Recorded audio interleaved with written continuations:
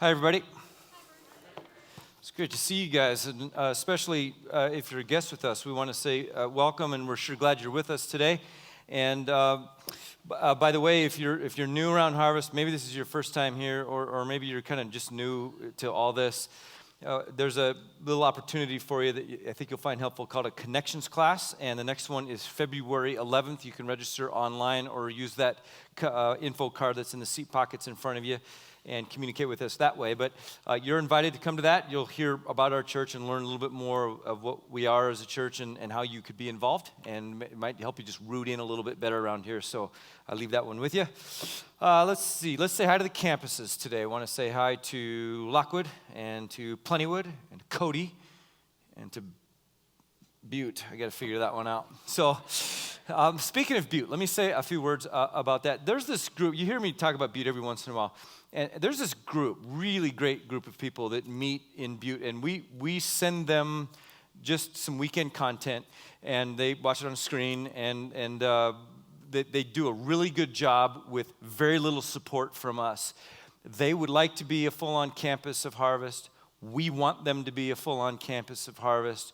Some things are lining up so that we could probably, hopefully, soon make that happen. The kicker is the leader. We really need a campus pastor for that group. And once we have that, I think it's really going to take off. Very excited about the redemptive potential of the Butte campus. But we need the leader. So I just kind of put it out in front of you to all of our campuses, to everybody, to just agree together that we will pray. And what we're looking for is someone to rise up, for God to put his hand on somebody's life and to say, would like you to go to Butte and be that campus pastor. Now, as a church, we have a heritage of this kind of thing happening. We give the idea, God speaks into somebody, and whether it's a church plant or a church campus, we have people rise up and do it. And they totally reorder their life around a new calling that God puts on them. And I'm hoping that it's happening this weekend to somebody. Additionally, we have families and get involved and participate in a radical way. In other words, people quit their jobs and sell their homes and move to a new community. It's happened every time we've started a new work, and it's going to happen again with Butte, that God's going to put his hand on people's lives, maybe yours, and invite you to move to a new place and get a new redemptive work started. So everybody, I'd like you to just commit to your praying, but you're also being open to maybe God's calling you into this campus pastor role. So that's kind of exciting to see how that's going to unfold. So could I just get a nod from everybody like, yep, I'm praying, I'm with you. Okay, so we're going to agree together on that one. Great. Looking forward to who God shows us as the guy, and then let's get that campus rolling. Right, Butte? Amen. Okay. All right, guys, Super Bowl party, want to mention that. That's coming up soon, of course, and tickets are available in the lobby today. Invite you to think about how you would use that redemptively as well. Maybe it's a way to invite somebody into church that hasn't been here for a while. So, guys, be aware of that one. Okay. Let me say this, too. As a church, we're building a water park for our community, long project we've been working on for a long time. Just let me give you a quick update on that. Doesn't that look like a swimming weather? So you guys, here's a neat thing. We are ahead of schedule and under budget right now on the project. And so isn't that great? Like the Lord's just given us his favor there. And I know lots of you have been bummed for the last couple months because there hasn't been any snow, but it's been awesome for the workers at that project, and so we're ahead of schedule and under budget, which that's been great. Would you please keep praying about that, and would you even do this? I look for reasons or an excuse to drive down Aronson. I try to drive by that complex as much as I can, and the reason for that is so that I can pray. I just like to see it and pray over it. And a lot of times I even just put my hand up, kind of a hand of blessing out, and just pray over the project. And I pray for everything. I pray that the funding will be there because we're still raising money for it. And I pray that the workers will be safe. And I pray that they're having a good day and they're having fun and they're laughing with one another and that they're going to get paid on time and they're going to get paid a lot and they're going to make good money. And I pray that they would feel joy about what they're working on. I pray for the leaders of the project. I pray for the plumbers and the electricians and, the whole deal. I just kind of cover it. I drive the speed limit. It's 25 right there, so you can go nice and slow and pray over it. So would you guys maybe you're already doing it, but would you do that? Would you look for reasons to drive by that place and just keep covering it in prayer? I just think hundreds of people praying over it every day. We're just going to see God continue to pour out his blessing on it. So I need a nod on that one too, that you're with me on that one. Okay, good job. Thank you. All right. Great. Okay, so the series we're in right now is called I Can't Believe I'm Not Better. And what we're doing is talking about your general overall health and the various facets of that. We started the series talking about your body. And what we talked about there was that your body is the temple of the Holy Spirit and you... Fabio. Oh. What are you doing up there now? Always Fabio. It's great, Fabio, but you are interrupting me. Again. No, Vern. You are interrupting me. You didn't play my inspirational video before you stepped up, so I'm hacking into your message. Well, I was actually trying to skip you this weekend. Yeah! Why would you go and do something like that, you girly man? Okay, that's insulting, but the reason I'm doing that is because I find you banal and your diction is encumbered with drivel and prattle. And paddle. But what does any of that have to do with cucumbers? No, I said encumbered. Encumbered. Yes, cucumbered. No, encumbered. Like what I put on my eyes at night and then eat for breakfast in the morning. Okay, that's gross, but it is a vegetable and we are talking about health and I bet you eat healthy because, look at you. Yes, look at me. I mean, serious. Look at me. I am looking at you. I won't give you time. I've had it. Gaze upon my beauty. Take it all in. Now it's uncomfortable. How long can you hold a glance? I'm done holding my You are glance. frozen in awe. I know. I'm not frozen. Always Fabio. Okay, you're weird. Could you... Fabio. Can we make him go away somehow? Oh, good. Sorry about that. I thought I had control of that this weekend. But this is our spokesmodel, Fabio, and we will choose wiser next time. Okay, we're talking about your overall health. And we talked about your body being the temple of the Holy Spirit. Then we talked about the role of exercise in your life and how that helps you follow God. We talked about stress, kind of a game changer for some people as we talked about that last weekend, as people especially were challenged by this notion of quit trying to find balance and be looking for rhythm in your life. And you're never going to get balance, but you can get rhythm, and that's going to be up to you. So I think that was helpful for folks, and refer you to that message if you missed that one. Today we're going to talk about nutrition. Very, very difficult sermon, actually, to prepare a sermon on nutrition, but we have to talk about it. Now, I have a very high metabolism. You can tell by looking at me. I have a very high metabolism. It means I burn my calories very quickly. Now, that can be a problem because I have this thing happen to me that they call a bonk. It's a crash, like hypoglycemia, right? Low blood sugar, right? I'm cruising along and all of a sudden I just, and it happens at bad times. For instance, last fall, archery season, I got to the spot where we like to hunt with my buddies I always hunt with, and it was in the dark, and we hear elk bugling up on this mountain, small mountain, big hill.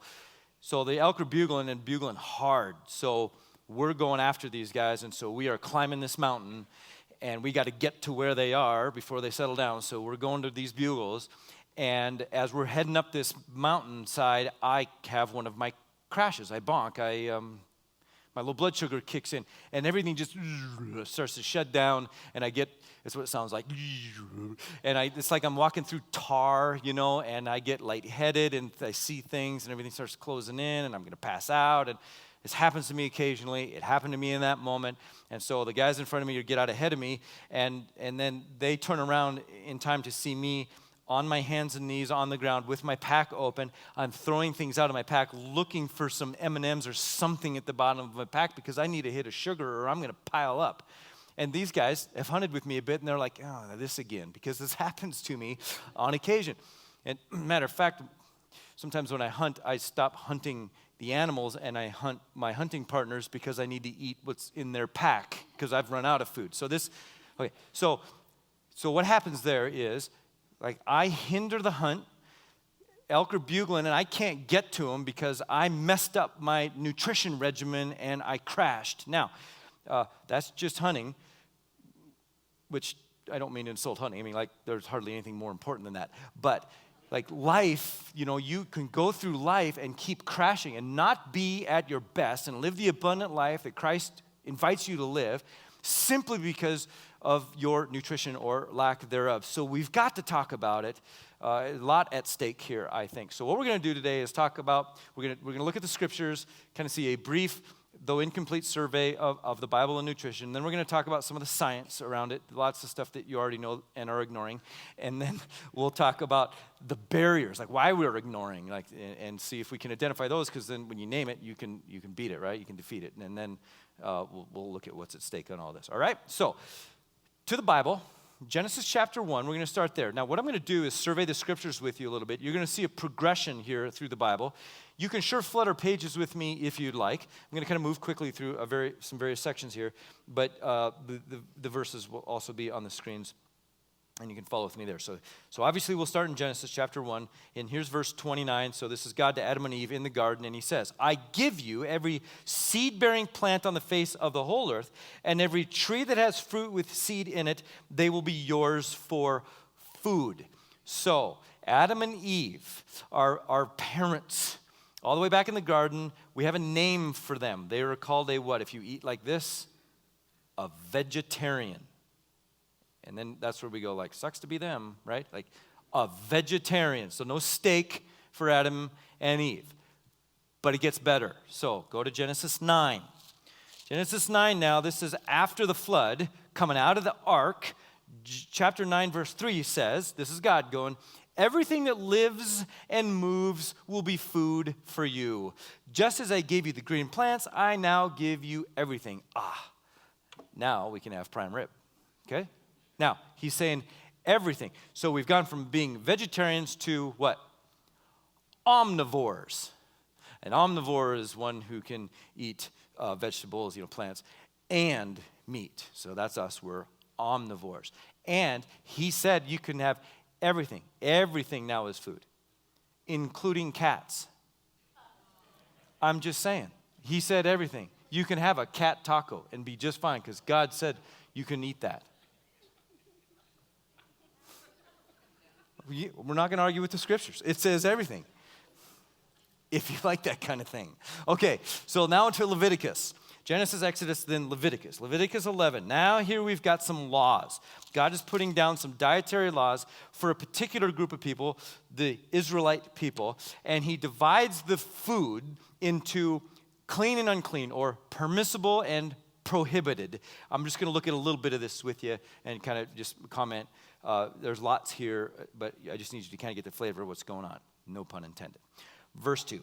Say to the Israelites, of all the animals that live on the land, these are the ones you may eat. You may eat any animal that has a split hoof, completely divided, and that chews the cud.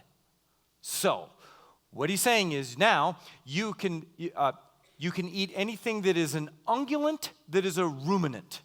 An ungulate that's a ruminant. Ungulate, split hoof, ruminant, chews the cud. So, cow, goat, sheep, elk, deer, antelope, okay? Hunters, this is good news for us. All right, all that stuff.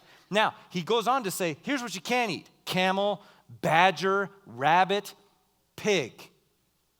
That's where you get your bacon, people, is from a pig. So he's going, no pigs. All right.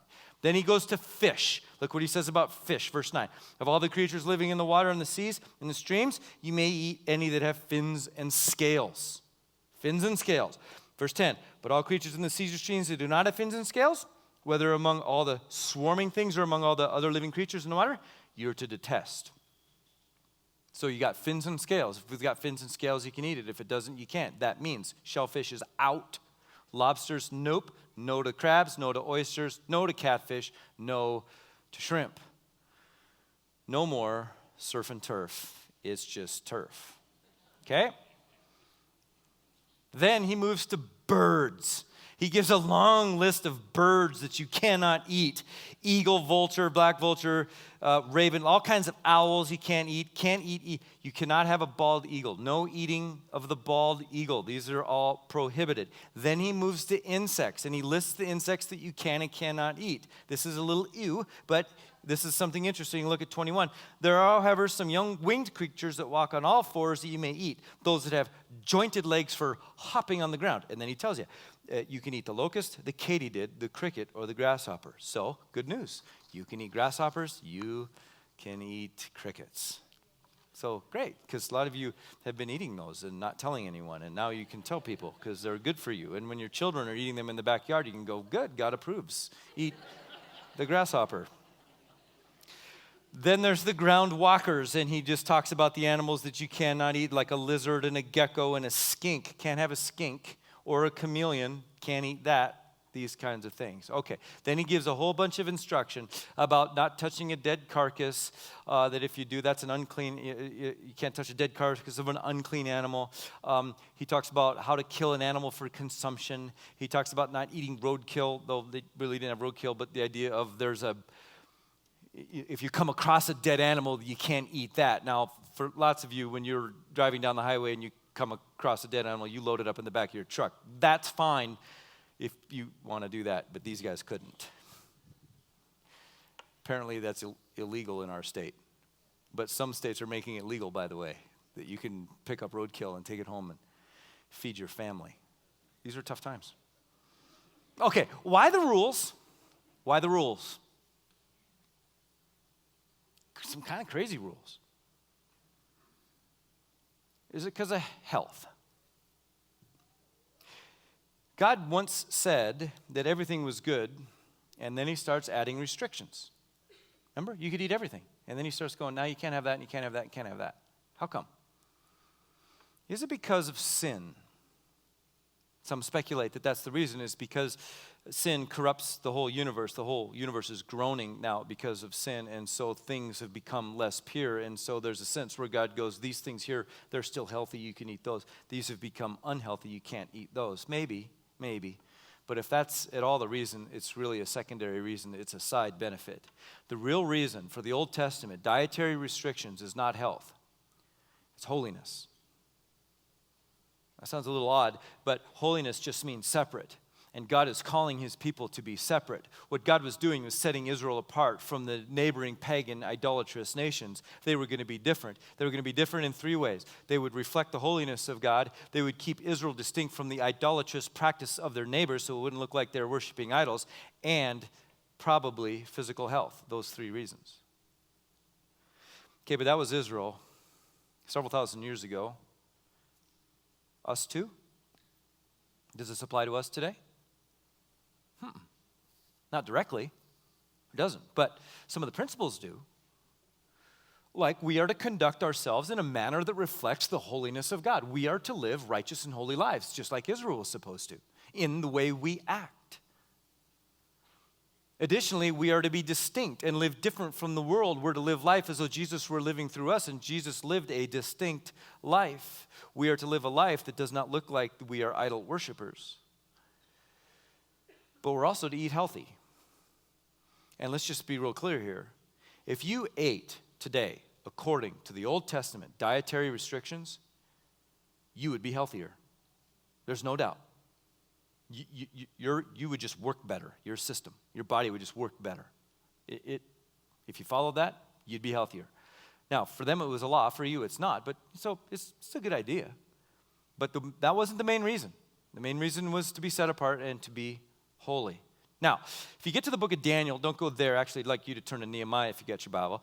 Daniel becomes a vegetarian, and he did that as opposed to eating the king's very rich and unhealthy food. And that's because the king put Daniel and his friends in sort of a school, in sort of a system where he wanted them to become very smart and to get strong and to lead well. And Daniel knew if I was eating the foods of the king, the very rich, not good for you foods, it would be bad for my brain and I wouldn't be the guy that you want me to do, so we're just going to eat vegetables. Basically what Daniel was doing was going, I'm not going to eat McDonald's every day for every meal. Can't do it. It's not going to be good for me. I'll be a better guy for you if I eat just vegetables, just stuff from the ground. And so that's what he did. Now, that movie, Super Size Me, anybody familiar with that one? Like the guy eats McDonald's every day for every meal and for 30 days and just gets sick. So this is what Daniel's doing. He's going, I can't eat a diet like that and thrive. So I'm going to go just stuff out of the ground. That's what the Daniel deal's about. Now, Nehemiah, Kings and Samuel, Kings and Chronicles, and then Ezra, Nehemiah, Esther. Nehemiah, by the way, in a few weeks, we're going to start a series in the book of Nehemiah called Out of the Rubble. And we're going to work through the whole book of Nehemiah. Right now, I'm looking at verse 10. Okay, this is cool. So Daniel's going, I'm not going to eat McDonald's every day. Look what Nehemiah does. Go and enjoy McDonald's. Look at it. Choice food, sweet drinks. That defines the fast food joint, right? Choice food, sweet drinks. And send some to those who have nothing prepared. Buy some for some other people. This day is sacred to the Lord. Do not grieve, for the joy of the Lord is your strength. So this is McDonald's. Now, what Nehemiah is doing here is going, hey, we've got reason to celebrate. So let's celebrate. And every celebration includes food, good food, food that you're not supposed to eat, food that's bad for you, food that tastes good. Go ahead and do that. But that's just a day. It's just a meal. It's not every day.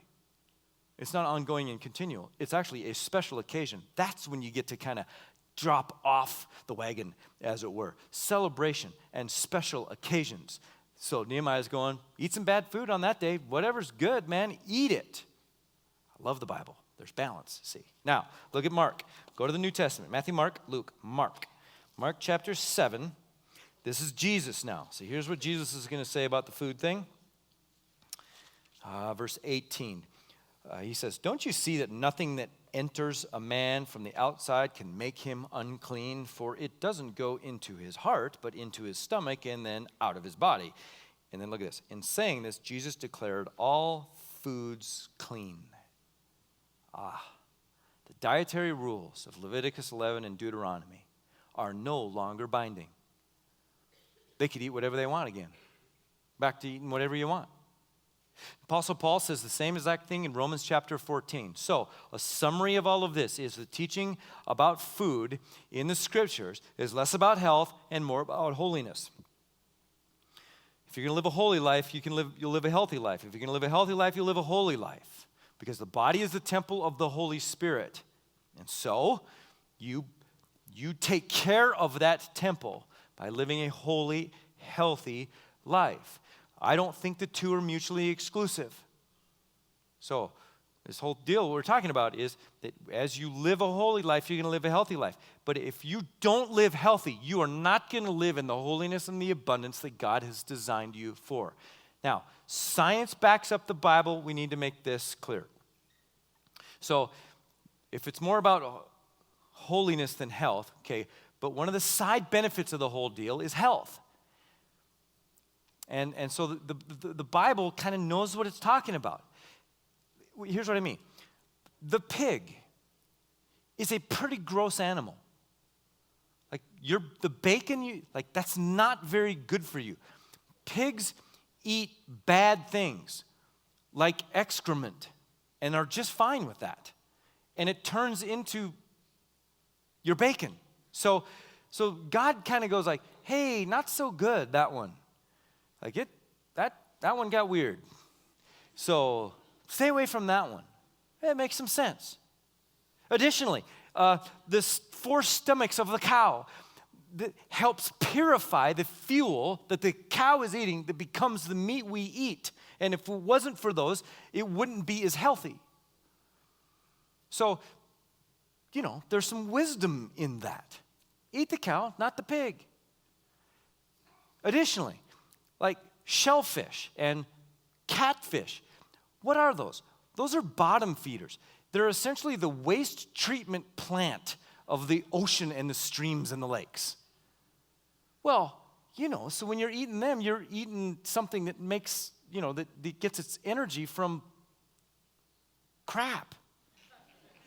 So, okay, so there's some wisdom to the whole restriction that God's doing, but it's not the main reason that he gives it to us. At the same time, if you ate like Jesus ate, first century, no processed food, according to the dietary restrictions of the Old Testament, dude, you would be healthy, like way healthier than you are right now. You'd be honoring God with your body in a way that you're probably not now. Okay. There's a snapshot of the scriptures. Now, let's talk a little bit about what we know about the context of the Bible and the advancements of science. Okay, so this is the stuff that a lot of you like already know this, but you ignore it. So let's work through this a little bit. Your body needs fuel to run, right? Okay, that's pretty basic. There's a name for the fuel. It's called what? It starts with a C. Calories. Got to have some calories. Now, we get our calories from food. We're doing good. Okay. Now, they count calories, like you can measure it, right? And so there's some guidelines, like how many calories should you have a day? Okay. So this one's sort of debatable. It's not so much debatable as it is variable in that different bodies and different people, different systems need different amounts. But if we could just round it to an average, for most of us, it's going to be 2,000 calories a day. It would be very interesting to count your calories over a few days and see how shocked you are at how many you're actually, it's like stunning. Like it can add up really, really fast. So now, if you have a high metabolism, you're going to need more. If you're trying to lose weight, you need less calories, all right? And that's kind of the upside of counting, and some people do well when they're doing that. Now, a guy like me, I need about 3,000 calories a day. And especially these days, I'm training for a race right now, and so if I don't have 3,000 calories a day, I'm shrinking and I'm hungry. So that's just my system. I've just got to have a lot. Now, I was with George in the priors this last hunting season, and I was hunting for deer because I had a tag there, and then we were hunting for caves together because we both like caves, and so I brought him along, and so we had this good day in the priors. He, at the end of the day, at one point towards the end of the day, he's like, I've never seen anything quite like this. He's like, you have been eating all day. And he's right. I just constantly eating because I'm exerting. So I'm just got to keep my fuel flow going. I said to him, well, I've never seen anything like this before, but you haven't eaten anything all day. Because I said to him, like, you need some, you want some? And I'm pulling all kinds of grub out, like, you need it. And he's like, no, I'm good. So, like, that's a metabolism deal. God gave me a metabolism that's high, gave George a metabolism that is low, and it's both have advantages and disadvantages, but that's just us. Now, here's another deal. Somebody talked to me about this recently, which was very, very interesting. Kind of 10-10-80. Here's what they said. When you think about your health, it's 10% your genetics, what you got from your folks. Okay, kind of how your system works. It's 10% your exercise. It's 80% your diet. Almost none of us think that way. Like really, 80% your diet, which means that like when we go, oh, I ate way too much unhealthy stuff today, but I took a jog, so I'm good. No, because that jog was 10% benefit to the 80% wreck that you created in your body. So you can't do enough there to recover from the 80% problem that you created with your bad eating. So 80% your food, your intake, your fuel, what this thing is going to run on. Additionally, we as Americans go breakfast, lunch, dinner, right? We just think 3 meals. And that's not a good way to eat. They just know this, just on the science side of the deals. Because of the whole metabolism, the way your body assimilates food. And so the 3 big meals, your body can't handle all those calories at those 3 main meals. It just doesn't do, and so it just converts stuff to fat. It's just like, that's too much. I'm just taking that and making it fat. So what the deal is it's supposed to be 6 small meals through the day. Right? So that you keep your glycemic index even, so that you don't have these energy spikes and up and then down, but you have this even energy throughout your day. You're a better employee, you're a better person, you're a better spouse when you've got that kind of even energy through the day. So that's my practice. I eat about 7 meals a day. So it's a breakfast, mid-morning, a lunch, a mid-afternoon, a dinner, and then a couple at night. Because my deal is that if I don't eat carefully right before I go to bed, I can't get to sleep, but then I also wake up around 3 or 4 in the morning with hunger pains, and I can't get back to sleep, so I have to go down to the kitchen and eat, and then I may or may not get back to sleep after I eat, and it's just a pain, and so I have to be very careful about what I eat at the end of my day so that I can actually get through a whole night of sleep without waking up hungry, because my body's like, give me more. Okay, so there's all that. All right, so what's up? So kind of that, trying to get that even thing going through the day instead of the spikes. All right. Now, there's 3 ways we get fuel in our body, right? There's 3 calorie sources. What's the first one, the big one? It starts with a C. Carbs. Okay? Carbs, that's a fuel source. Protein. What's the third one? Fats. Good job. All right. Now let's talk about the debated stuff. Everybody agrees with that. Now, how much of all that? All right. So, everything you read, everything, they're going to give you a range. Now, the reason they're giving you the range is because everybody's body type is different and everybody's activity through the day and how many calories you burn is different, and so they throw the range at you, different health goals. Okay. But the range is not helpful, I don't think. Like they go like, okay, carbs, you need between 35 and 65% of your diet carbs. I'm like, well, which one? I mean, that's a big range. So because I'm a simple man, I'm just simplifying. I'm just giving you sort of some benchmarks. So here's what we know, is that you should have about, in your diet, each day, 50% carbs. We're going to talk about that. 25% protein. Now, smart people, what's this number? 25% fats. Okay? All right, now that's how that's supposed to break down. So let's talk about each one of those for a moment. Carbs get a bad rap, but they're the single most important food for your diet over the long haul. Here's the deal with carbs. There's good ones and bad ones, right? That you got to distinguish between the good carb and the bad carb, and the way you just distinguish between a good calorie and a bad calorie, because if you have an empty calorie, that's not helping you at all. The good carb is the complex carb, or the carb that burns slow, the carb that's going to give you energy. The bad carb is the simple carb, one that burns quickly, and it causes you to fatigue and to get hungry sooner. The good carbs are the stuff from the dirt, fruits, vegetables, whole grains. The bad carbs, that's the processed stuff. This was once in the dirt, then it went into a factory or a refinery and came out as something with fructose and lactose and maltodextrin and all that stuff that's bad. So God did not design you to be able to use the highly processed simple carbs. They just are empty and they kind of trick your body. So they slow down metabolism, they contribute to diabetes and heart disease and dementia and depression and cancer. So the carbs deal is good carbs, fruits, vegetables, whole grains. Now, a word on sugar. This is a trip. Researchers gave some mice cocaine. Turns out the mice really liked the cocaine. They also gave some mice some sugar. Turns out the mice liked the sugar. But then they gave the mice a choice, both cocaine and sugar. You know what the mice chose? Sugar. Now, those of you that have done coke are like, wrong choice, man. The coke's way better than the sugar. But the mice want the sugar. It's just that addicting and that much, burst to our system. So here's what the researchers, guys they're just coming out with it, going, look, it's really akin to poison.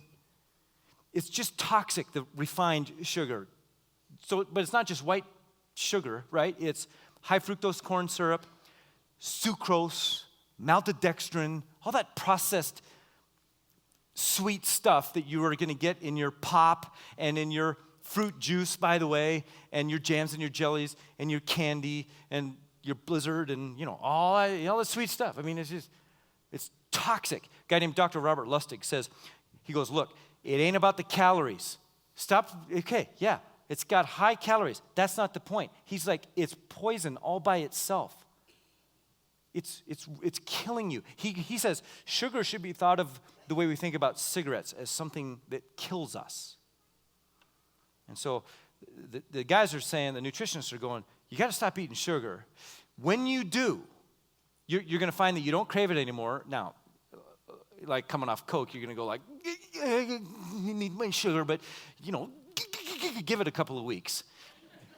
Get off of it, and you'll feel better, your mood will be better, your skin will be better, and your memory will improve. Here's what the nutritionists are doing. Some guys are going like this. They're going, hey, stop thinking less fat. Like all this low-fat stuff, like stop that. Think no sugar, and you're going to be fine. Yeah, we're all consumed with low fat, no fat, less fat, and they're going, it's about no sugar. Now, the Bible is the best. Look what the Bible does with this. Proverbs 24, check out this verse. 13. Eat sugar. Eat honey, my son, for it is good. Honey from the comb is sweet to the taste. God is commanding you to have sugar. Scientists, they don't know nothing. The Bible, eat it. Turn the page. Proverbs 25, verse 16. If you find honey, eat just enough. Too much, it'll make you puke. The balance of the scriptures. Now, isn't that interesting? So what's the Lord doing? He's going, I gave you some taste buds. Let them dance, man. Eat the honey. It's good. Don't eat it for every meal. Don't eat it every day. Don't eat too much. You're going to puke. It's going to kill you. You're going to get sick. But hey, here, your body can handle a little bit. Enjoy it. But you just don't get to do it every day. Go back to your vegetables. So, that's the simple carb deal. What they're talking about here is 50% good carbs, stuff from the dirt. Okay, protein. Talk about that for just a moment. Your DNA in your body is made of protein. Your neurotransmitters in your brain are made of protein. You must have protein. If you don't, your brain isn't going to work very well. If you're low on protein, you become sluggish and foggy and anxious and unfocused and tired and depressed. Additionally, protein regulates the appetite. So a guy with high metabolism like me, I need protein through my day so that I can stay stable because I'm burning fuel and it's a slow burn. So we know what this is. This is lean meats, eggs, beans, nuts, seeds, stuff full of protein. Fat. That one we got to talk about because fat gets a bad rap because fat is associated with being fat. Nobody wants to be fat. There's all kinds of stuff about this. But here's the deal. You need the fats to live. The catch is, just like carbs, there's good fats and bad fats. Now, the bad fats are bad, as in bad, bad, bad, bad. Like the bad fats are killing us. Canola oil, vegetable oil, trans fat, hydrogenated oils. Your body can't digest that stuff, so it's just like, oh, okay, here, whoop, fat. The good fat, that's omega-3. Write that one down. You got to have omega-3s, lots of omega-3s. Now, here's the kicker. We live in Montana and Wyoming. Not a lot of fish around us. And anything we pull out of Lake Elmo is toxic. So it's like we have issues. So it's fish, nuts, seeds, and vegetables, yes, but just about all of us need omega-3 supplements. You need a fish oil supplement. I'm Dr. Vern. Okay, get your fish oil supplement. Get it at Costco or the health food store, whatever you got to do, but get your fish oil supplement because you need omega-3s. God designed you to need omega-3s. What he didn't design you for is omega-6s. That's what's killing us. And guys, scientists are really alarmed by what's going on with that. For the last 150 years or so, we've been cooking and eating the omega-6s. Corn oil, soy oil, safflower oil, all that's replaced the omega-3s. And that, what they're finding is that the kind of concentrations of that, which is in all of our diets, every French fry is that kind of stuff. All our diets have that in it. It's linked to violence, homicide, depression, learning disabilities, attention deficit disorder, all because of too much of the wrong kind of fats in our system. Additionally, since we're having those kind of fats instead of the omega-3s, low levels of omega-3s are linked to depression, dementia, heart disease, Alzheimer's, autism, all kinds of things that struggles are people having. And when they get their omega-3s up, they start getting better. You take omega-3s, you're losing weight. Oh, and by the way, omega-3s also produce BDNF, which we talked about for 2 weeks now, that fertilizer in your brain. So, good fats. Now, this, after talking about it for 10 minutes, that isn't very helpful for me. Right? Like these 3 categories? Because when you go to the store, right, do you belly up to the counter and go, oh, give me a bag of carbs and some of that protein over there, oh, some of those fats, and wrap them up for here to go. Yeah, I'll go. Yeah. Right? Nobody asks for that. What do we need? We ask for food. So I'm kind of like, where does the food I eat fit in all that? Well, how about you just kind of go, well, here's the categories. Fruits, vegetables, whole grains, lean meats, nuts, seeds, eggs, and you're good. That covers it. You have that kind of diet, which is really close to the Old Testament diet, you're rolling. You're healthy. You've got what you need. One guy says, he goes, if it was grown on a plant, eat it. If it was grown in a plant, do not eat it. Right? Okay, the Hostess pudding pie, that was grown in a plant, not on a plant. Are you with me there? All right. By the way, the morning that I crashed when I was hunting, on the way to our spot, I had those Dolly Madison gem donuts, the powdered donuts, they call them gems. They're in a 6-pack. No, they're like cocaine. I mean, they're the whole, Dude, 30 minutes later, I'm like,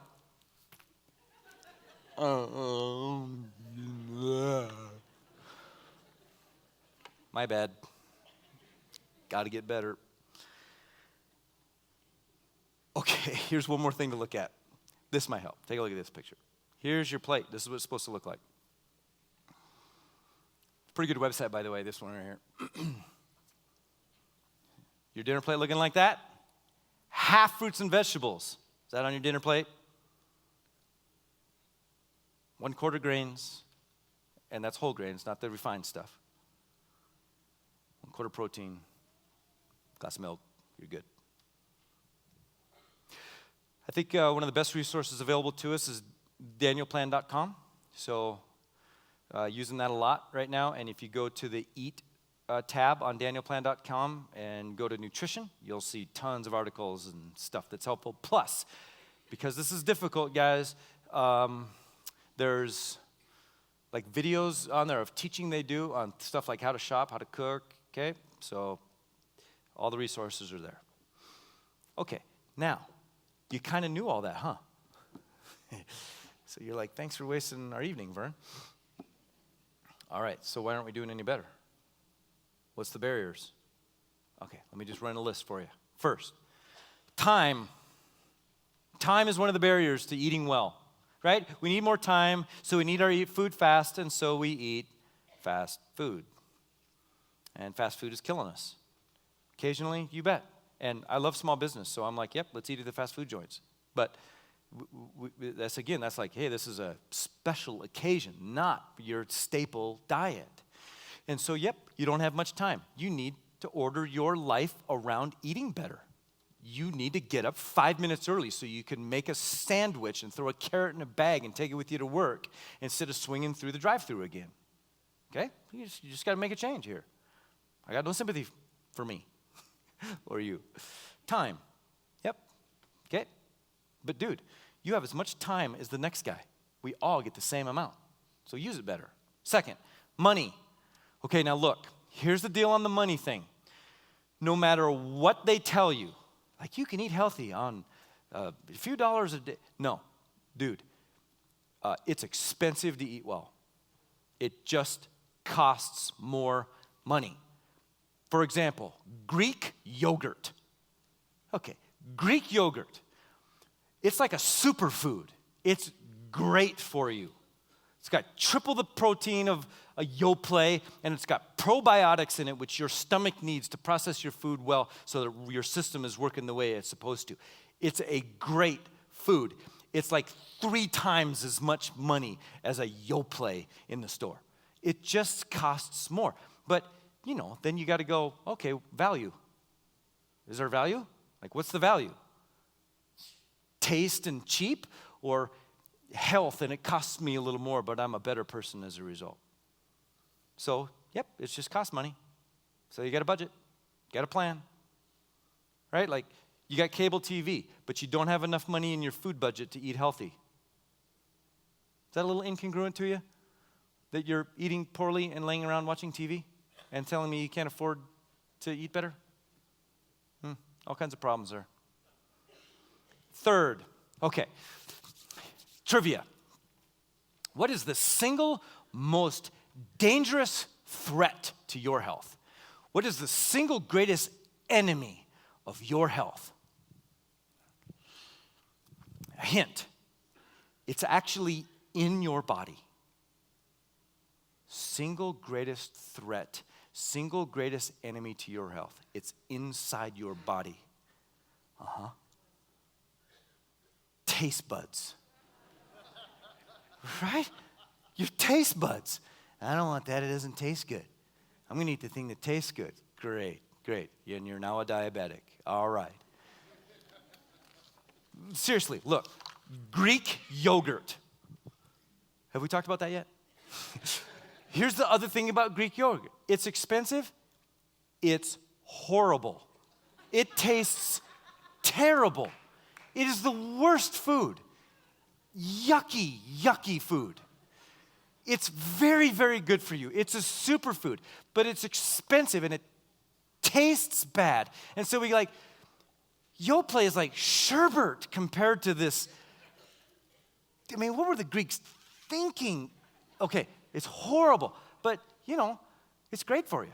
But we go, well, I'm not going to have it because, my taste buds are mad at me if I eat that. Look, we've become so spoiled, so sensual, so addicted to pleasure. We are poisoning ourselves. One of the best little lines that's helped me with this is this line: food is fuel. So my wife tells me that chick Jillian says it a lot on that show, that The Biggest Loser, right? Was it Jillian that comes? Food is fuel. That helps me because I hate broccoli. Just hate it. But you know what? That's a great food. It's very, very good for you. So when I'm eating broccoli, I'm just like, food is fuel. Food is fuel. Greek yogurt, food is fuel. I drink these protein shakes. They're not good. And when I shake them up, the shaker doesn't really get it all dissolved, and so you got clumps in there, and I'm a texture eater, and so those clumps get in my mouth, and my gag reflex is like, and I'm like, so I just throw my head back, and I think to myself, food is fuel. This is just gas pump. Just put the fuel in, and let's move on. It helps me to think about that. Now, you might be saying this: life is too short for me to not enjoy my food. To which I would say, the reason your life is too short is because you insist on enjoying your food. Okay? So, look, God gave you taste buds, yep, but here's the deal. You just, you don't become a slave to anything. Right? You don't worship your taste buds and just well, if it doesn't taste good, I'm not going to eat it. Sorry, you just don't get to play that game. You got to put the good fuel in your system. And then there is, but my kids won't eat it. I definitely don't have enough time to start in on that. Parent your children. Really? How much power are you going to give a 4-year-old? And do you realize how difficult you're making it on your 4-year-old's teacher when you send them off to preschool with the junk you fed them that morning? So, parent your children. Okay, let's move on.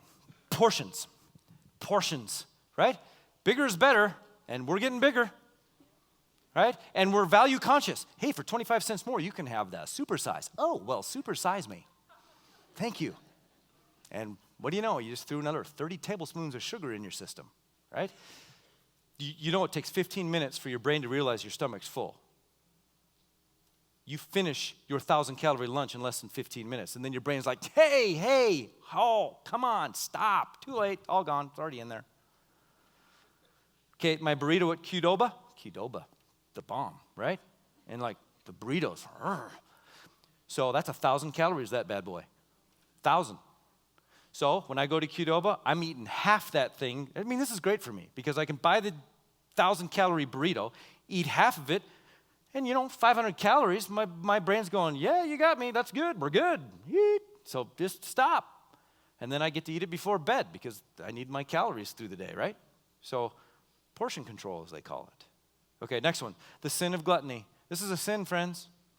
Emotional eating, comfort eating, boredom eating, social eating, eating too much food, eating the wrong kind of food. God says this is a sin, that we are to confess that sin and repent of it, means stop, turn, and go the other way and stop it. Now, there's some issues in you that causes you to eat too much or to have sort of this idolatry about food, or you become a slave to your taste buds or that kind of deal. Like, that's a spiritual condition. So the Bible has answers for that whole deal. And if you would like us to help you with that, use an info card or call us, and one of our biblical counselors will sit down with you and just start working that through, because God has something to say about your sin of gluttony and the wholeness and healing he wants to bring to your life. And you'll find some freedom in that. Next one, motivation. Motivation. This has been important for some people as we've talked about like, why are we doing this? Remember, it's not about appearance. It's not even about your health. It's not about how long you live. But the reason that we're working on this is because of the honor that we do when we honor God by taking care of our bodies. We actually worship him. Remember this, okay? We glorify him. Okay, so that should be the motivation. So that has been a game changer for some people in our church. That concept right there, because they've been struggling for so long and they've never thought about it in terms of, oh man, this is about worship and obedience. I thought it was about my size or my health. And so I've been getting some comments from folks. I'm going to read you a portion of an email. This gal says, hi Vern, that's me. I've tried every diet and every plan and every pill that's on the market only to fail at every one of them. For every pound of extra weight I carry, it holds with it a child's broken dreams, broken promises, hurtful comments, backstabbing friends, and disillusioned beliefs. Right there you're going, there's an emotional component to gluttony. The result has been my psychological, sexual, spiritual, mental, and physical issues. I spent my 20s struggling with God, relationships, my inner self, and my weight. As I said, in these 14 years, I've tried every diet, every pill, every guilt and manipulation I could think of to lose weight. God knows all of my life issues, and he's still dealing with me in many of these areas. And they have been made more clear to me now, especially now that I'm married. God, my husband, and Harvest Church love me for who I am. But I was convicted this morning that I could be so much more to God, my husband, and Harvest if my body was healthy and taken care of the way God intended me to. This morning, God was saying to me, quote, it's time to stop making excuses and falling back on your past and not allowing me to work in your life and make you who I desire you to be. It's time to start letting the baggage go along with the weight you carry because of it. That's a great line. It's time to start letting the baggage go along with the weight you carry because of it. So yesterday, I looked at losing weight as a pain in the rear, literally. And that's funny. That's clever. Today, I look at losing the weight as a way to glorify God, what life would be like if I was healthy and energized and able to do what I want to do because I'm healthy enough to do it.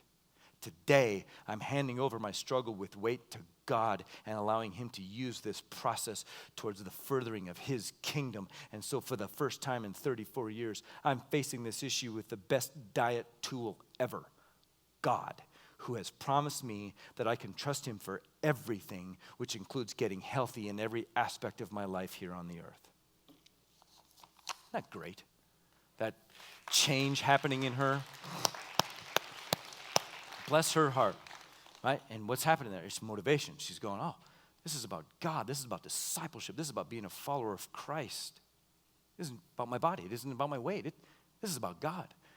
And her life is going to be transformed. I'd love to show you who she is and see what her life is like in a year, right? Okay, one more. Ignorance, right? Which now is definitely no longer an excuse because I've told you everything you need to know today. Yeah, like we just kind of like, I didn't know. I just didn't know that sugar was that toxic, or whatever it is, I didn't know. For instance, Joe was telling me he was sitting at Stella's having breakfast, and there was a couple next to him with a baby. He figured about an 18-month-old little girl. And so the young couple was arguing with each other, just kind of playfully, about because the server comes over and goes, can I get you something to drink? And they're trying to decide what to get their daughter to drink, but they were choosing between Pepsi and Mountain Dew. And so they were kind of arguing with each other, going, well, she likes Pepsi more than Mountain Dew. No, she likes Mountain Dew more than Pepsi. And he finally wins the argument, and so she got Mountain Dew that morning for breakfast. Okay? Now, we all react to that and go like, you kidding me? You're poisoning the kid. I mean, what's going to happen? Now, there's some irony to that because we're like, now Mountain Dew's okay for me, but God forbid you give it to a child because, their system can not handle Mountain Dew. Mine can because I've evolved or something. But, I don't think they dislike their child. They don't hate their kid. They're doing something terrible for their child, but they just kind of didn't know. Okay, so that exists. But less and less of that is an excuse based on even what we've talked about today. But, again, just that resource, danielplan.com, full of information to whittle away at the ignorance so that we would be the healthy people that God expects us to be. All right, now, let's talk about what's at stake to close. Not steak, as in cow. Though I had a great one last night because a buddy paid up his debt that he owes me because we bet on the Cat Grizz game and I always win. And so last night I had a Nehemiah celebration meal. Nothing that I ate was good for me. It was awesome. But I'm not doing that every day. The Grizz are winning all the time, but I'm not eating like that all the time. Okay. Here's our verse, 1 Corinthians 10:31. Whether you eat or drink or whatever you do, do it all for the glory of God. That's what's at stake here. See, isn't that kind of a cool deal? Like whatever you're eating and drinking, hey, just make sure you're doing it for the glory of God. So that you can live a life that glorifies God. So that you're living the kind of healthy life that He created you to live. So you're not poisoning this shell that you live in. So guys, that's what's at stake here, is that we would live life as though Jesus were living through us. And if that's going to happen, we're going to have to be living healthy. And that means we got to be eating right because it's 80% what you eat. So I'm really serious about this, guys. So serious, by the way, that I took it to the street. Take a look at the screens. I was walking down the city street, and this guy bumps into me with a Texas-sized burrito. Says, I'm sorry, bro, my bad. Man, I'm not your bro, why you be eating that? So I threw it on the ground. This ain't no Taco John's. Man, I can't believe you're not better than that. Don't be a part of the system, Tex-Mex man. I walked into the nearest city brew. The lady in front of me puts 30 things in her coffee. Hey lady, you might as well drink toilet cleaner. And you're clearly not a toilet, duh! Threw her coffee on the ground. Whatever happened to just plain coffee, yo? You could macchiato this, and this, and that, and even this. Frappe latte, what the heck, you're better than that. Dropped in at my nephew's birthday. Looked off the chain with all the toys and even a clown. Then I hear it's time to eat extra cheese. Man, kids don't have heart attacks. Pizza party to the ground. And all their sugar drinks too. These are only just kids, yo. Don't make them part of the system. Outside the movies, all of a sudden hear the shaking noise. This guy is loaded down with pockets full of candy. You think I don't see you, man, Mr. Sneaky? You ain't fooling with that half-price junk, so I hung him upside down. It was like a human piñata, yo. Whoppers, hot tamales, even juicy fruits everywhere. Then I threw him on the ground, double feature that, man. All this junk we seem to put in our temple, like this and this and that and even this. When's it gonna stop? The moral of the story is, don't be a part of the system, man.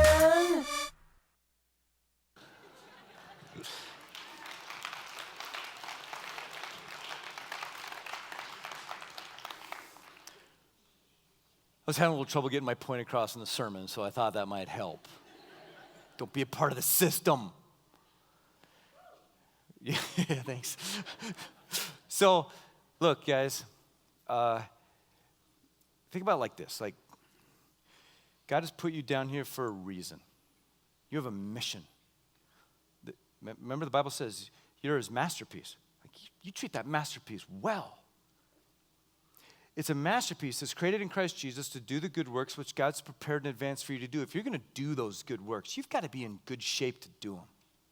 Like, you think of Adam, who tended to a whole garden. He had to be in good shape. You think of Noah, who, builds a boat for 100 years. If you're going to do that, you got to be in good shape. Or Abraham, who is the father of an entire nation. You're going to be that. You've got to be a healthy person. Or you think of Joseph, who rises to number 2 in Egypt. If he does that, he must have been a healthy guy. Or Moses, who leads the people through the wilderness for 40 years. If you're going to do that, you've got to be in good shape. You've got to be healthy. Or you think of Joshua. Here's a guy who conquered the whole promised land. He had to be in good shape. He had to be healthy if he was going to do that. Or you think of David.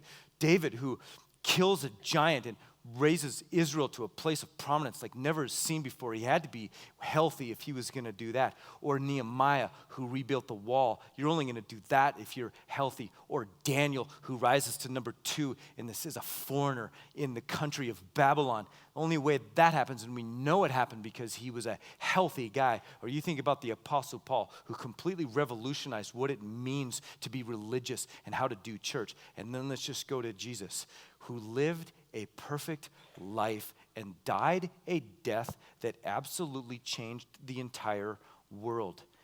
That is a guy who lived his life healthy. Now, what does God want to do in you?